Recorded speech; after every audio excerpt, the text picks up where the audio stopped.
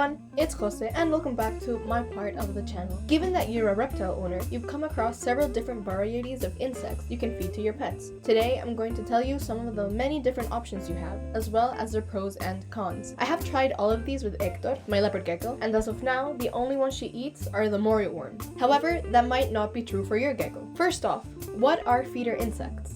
Feeder insects are insects, that end up as your pet's food. You have to make sure to feed them, or as we call it, gut load your insects, given that everything that is inside them will end up inside of your pets. So if you give your pet an underfed insect, they will not get many vitamins or nutrients. But if you give them a thick, with 5 C's, well-fed bug, they'll be much healthier. Some reptiles, such as leopard geckos, will only eat live insects. And plus, they have a greater nutritional value than freeze-dried ones. As a rule of thumb, you should never feed your reptile bugs you catch around your house, or the ones you hunt down in the wild.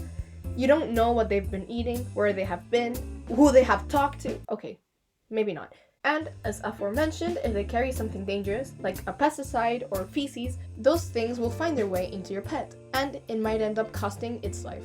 By the way, all the nutritional information I've gathered is from this website, so check them out, and thank you for being amazing. Some things that are important to know before we start: the ideal calcium to phosphorus ratio is 1 to 2.5. according to the onlinelibrary.com, and it's vital for bone strength and growth. Exoskeletons. Exoskeletons contain this thing called chitin. Chitin is, according to edibleinsects.com, a valuable fiber and a prebiotic, and it's kind of hard to digest, so it might take your pets longer to poop it out. We love using scientific terms in this channel. Crickets are without a doubt one of the most used feeder insects worldwide. We all know them, but we don't all necessarily love them, me included. They're fairly nutritious, containing 0.14% calcium, 0.99% phosphorus, a 1:9 ratio of calcium to phosphorus, not the greatest, 64.9% protein, and 13.8% fat. So, pro number 1, crickets are usually quite easy to find. If you live in the United States, which probably most of you do, they're easy to find in big pet shops. While I don't endorse you buy much of anything from those big name shops, which I won't name because I don't know how copyright works and I'm kind of afraid of it, if you Google live crickets, you're bound to find many breeders as well. You can get crickets from those stores. So, pro number 2, they come in various different sizes: small, adult, wingless, etc. So you can feed them to several different animals. Pro number 3, given that they move around so much, they catch your animal's attention very quickly. Very few insects make such a strong feeding response. And for the cons? Con number 1, they're a pain. If you don't get wingless crickets, they'll chirp all the time. They also smell horrible, and it's extremely difficult to keep them alive. So if you constantly feed crickets, you'll most likely have to buy them once a month, depending on how much you feed your pets. Con number 2, they have a fairly large and tough exoskeleton. And remember what I said about chitin before. It might be kind of hard to digest for all of the pets, especially older or weaker ones. Con number 3, they're composed of mainly ash, so they're not necessarily the most nutritious of all insects, despite what I said before. Insect number 2, dubia roaches. According to some, including myself, the best feeder insects to feed your pet.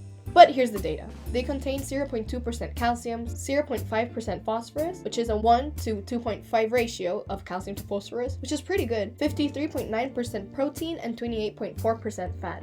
Pro number 1, they're high in minerals, protein, and calcium, and low on fat and chitin, which means they have a soft exoskeleton. Pro number 2, they're extremely easy to keep. You feed them once a week and keep them in a dark and hot place, mist them every once in a while, and they'll thrive. They don't fly or climb up plastic, so it's hard for them to escape. Plus, if they do escape and you live in a dry place where the temperature goes under 20 degrees Celsius, you don't have to worry about them infesting your home. If well kept, there shouldn't even be much smell coming off of them. To breed them, you need a ratio of 1 male to 4 females so they don't fight or get overbred. Pro number 3, they have so many different sizes to feed them. Just born, they're like half a centimeter long, but once they're adults, they get to be like 4 centimeters long.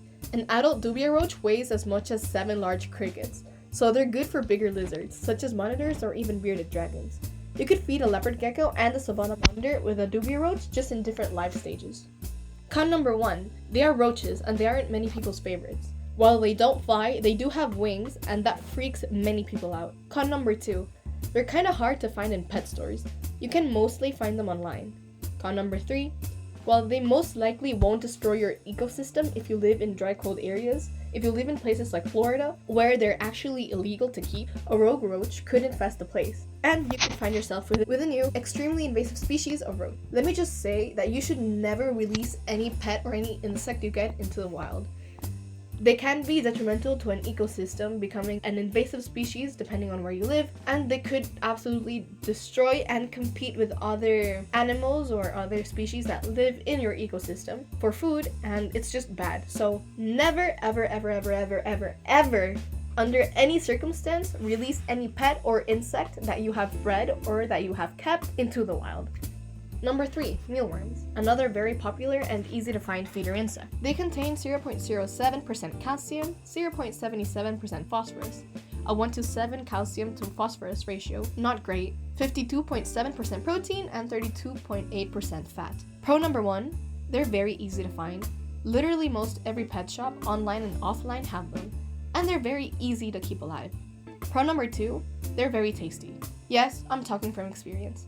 Your pets will most likely devour them, given that they have a pretty large fat content. Pro number 3, they're kind of fatty, so they're a pretty good treat, but you can also feed them pretty regularly. However, the cons. Con number 1, if you don't keep your mealworm inside a fridge, cold temperatures, they will metamorphosize and become beetles. And most reptiles don't eat them, given that they have an extremely hard exoskeleton. Con number 2, they have a very tough exoskeleton. Yes, as larvae. They're pretty hard to digest, and because of that, impaction due to indigested mealworm skin isn't too uncommon. And they aren't the most healthy insects either. Con number 3, you can't breed them until they become beetles, so unless you're willing to make a whole breeding colony, you'll have to buy them pretty often. Insect number 4, king mealworms or Mario worms or super worms. These are the only bugs Hector will eat, so I'm mega comfortable talking about these. I have about 2 years of experience. So they contain 0.16% calcium, 0.56% phosphorus, a 1 to 3.5 ratio of calcium to phosphorus, which is pretty good, but not the best, 45.5% protein, and 51% fat. Pro number 1, they're extremely tasty. For geckos, and maybe people, I've heard that people eat them. I haven't tried them yet, so I don't know. So it's very likely that your pet will not refuse them often. Pro number 2, they're super easy to keep. They only require a box. What I do is I put some guinea pig bedding on it so they dig in it and it absorbs the smell, which they don't really have. You gotta feed them every so often though, carrots, lettuce, apple, cucumber, etc. Vegetable scraps. And they'll last weeks or months depending on how cold or hot it is in your home. Remember that the hotter it is, the faster they will metamorphosize into beetles. Pro number 3, both larvae and beetles are edible, but I recommend feeding the beetles before their exoskeletons become black, because afterwards they're just too hard to eat. But the cons. Con number 1, they're extremely fattening. They have the highest fat percentage in all the list. Though it depends a lot on the individual gecko, some geckos will just turn obese if you only feed them Mario worms. Con number 2, for them to actually be nutritious for your pet, you have to make sure you're gut loading them tremendously. Make sure your worms are very well fed. If not, it's basically giving your pet cardboard. Like greasy and fat cardboard. Con number 3, yes, they can bite, and if your pet is weak enough, you could potentially kill them. Make sure that if you feed Mario worms to your pet, you either crush the head or cut it off if your pet is too small or weak to eat it, or what I do is tongue feed them and keep an eye on your pet as it eats, just to make sure they're eating the food and not being eaten by the food. Yay, family-friendly content! In conclusion, this is the list of insects I talked about today. What your pet eats depends a lot on what it will eat, or what is available on your country. For example, where I live, it's kind of really hard to find insect breeders, which is why I'm mostly stuck to worms, crickets, and roaches. But if you live in places like the US, try things out. Try using hornworms or different types of beetles and worms to find out what works best for you and your pet. Thank you for watching, and I'll see y'all in a bit. Bye!